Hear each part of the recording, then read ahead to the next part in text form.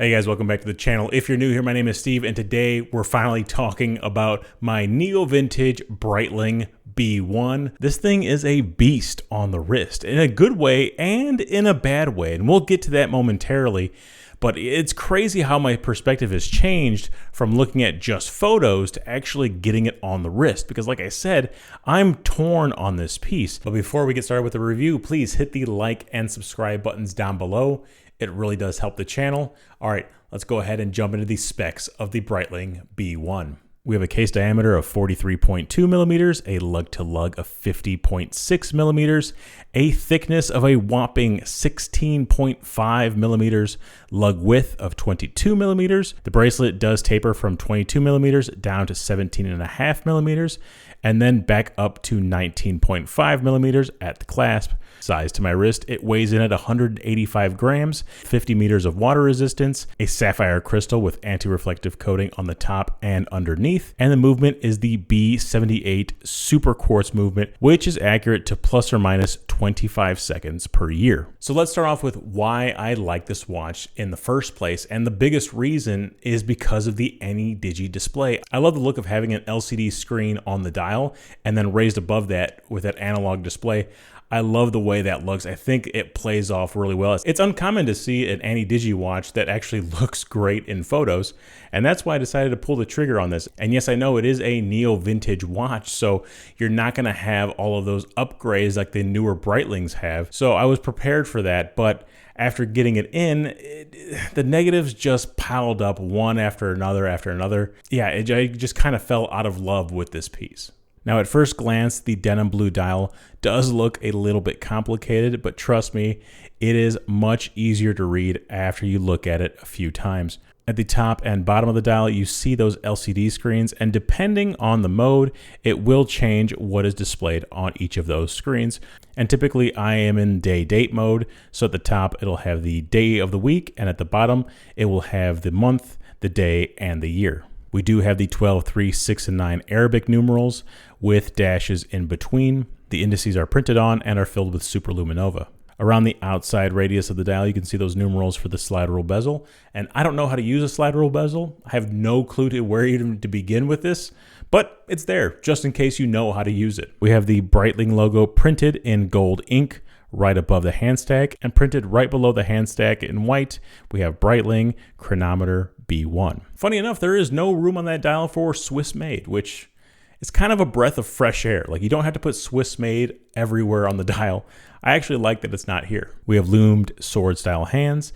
The needle seconds hand does not have any sort of loom. It does have a red tip and that B counterbalance, which I do find very appealing. Protecting the dial is a flat piece of sapphire crystal, which has anti-reflective coating on the top and on the underside, which gives it a crystal clear image. I really can't complain about the AR coating on this watch. The crystal disappears in most lights, and it's almost like you can touch the dial itself. The bidirectional bezel is brushed, and it does have a nice coin edge, so it's easy to manipulate when using the slide rule function. As far as the case is concerned, the top and sides of the case are in a high polish, and it does have a nice chamfer that runs along the length of the case. At the 3 o'clock position, we have the signed crown, which goes through all of the different functions on the watch, A and B pushers to manipulate the options. At the 10 o'clock, you may be thinking that's a helium escape valve, but if you remember earlier, I said this watch has 50 meters of water resistance. They actually use that door to manipulate and oil the gears that are used for the bezel. So going from the case, we're moved down to Breitling's Fighter bracelet.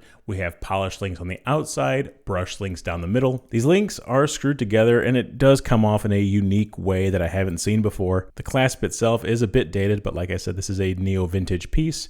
It is signed Breitling. It has 4 points of micro adjustment. And then we get down to the case back, and this is by far my favorite case back I've ever seen. All the blades on the case back are welded on individually. It's not like one stamped piece. And this actually allows the sound to resonate better because you have like a little echo chamber. The alarms and beeps are actually pretty loud on this watch, which goes to show you they actually put thought into the case back and how the sound itself is going to emit out of the watch. It's actually pretty ingenious. Powering this watch is Breitling's B78 movement, which is a thermocompensated super quartz COSC certified movement, which is based on the ETA E20.341, which uses a single quartz crystal that oscillates at 32,000 hertz. Now, this is a thermally regulated movement, so depending on the ambient temperature, the resistor does make the necessary calculations to keep accurate time. And not only is this watch accurate to plus or minus 25 seconds per year, it is jam-packed with features, including the standard time, 2 different alarms, day-date function, perpetual calendar, chronograph, countdown timer, second time zone, UTC time zone, and there's options to adjust the sound levels and the language. Chronograph itself is accurate to 1/100th of a second and will keep time for 99 days, 23 hours, 59 minutes, and 59 seconds. I don't know who needs that much time, but hey, it can do it. Now, the standard battery on this watch is going to last about 2 to 3 years. If you're in power save mode, it could last anywhere up to 5 to 7 years. But there is an end-of-life indicator just in case. So let's go through the pros and cons of this watch, and we'll start with the cons. One thing that I've noticed on this watch is that the digital display and the analog display, while they should be keeping the same time, sometimes they're off. And I'm not sure what the issue is, but if my digital display says 10, 20, 38 seconds, the analog display will say 10, 20, and 15 seconds. Now, there is a way to adjust this, but I just find it a little bit weird on why it's out of sync so often. And to go along with that, the chronograph hand is also sometimes out of alignment.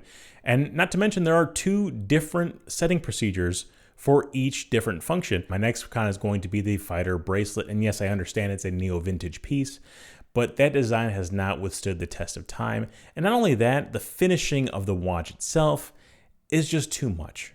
This is a tool watch, and it's so highly polished, it just blings off of your wrist.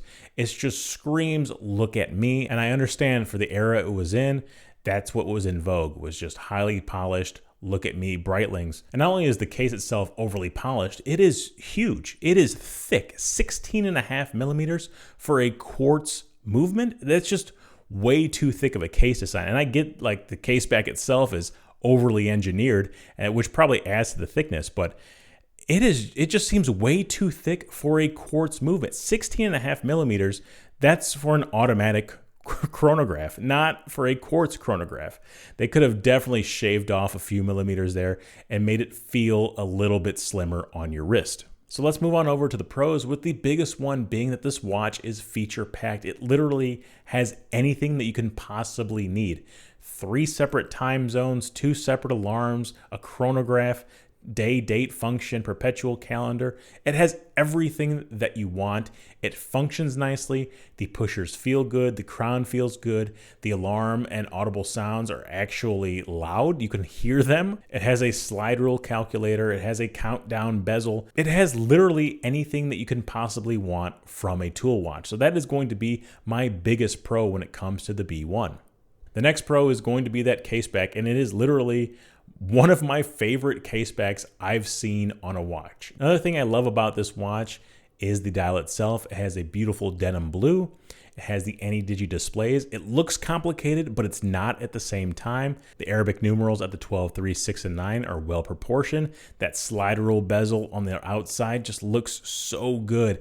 It's complicated, but also put together, and that's a good combination in my book. And the lume on the dial is pretty good. It's not the best, but it's definitely not the worst. The LCD screens do have a nice backlight to them as well, and I read that they can actually be used with night vision goggles, which, hey, that's a plus just in case you have to use your night vision goggles while reading this watch. And my last pro is going to be the sapphire crystal with the AR coating. It basically looks like there is no crystal on this watch. I've never had an issue with glaring or reflections on this watch. It is always crystal clear. So there it is, my Breitling B-1.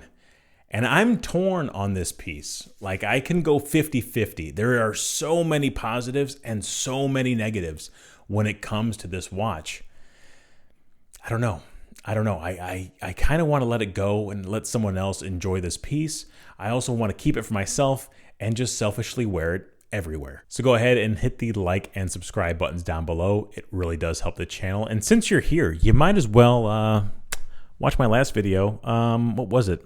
It's been so long. Oh, my Bel Canto review. Go ahead and watch it right here. Right here. Go ahead.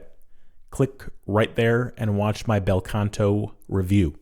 Right there is the black one. It's nice. Right there. Go ahead and click. Click it. Click it now.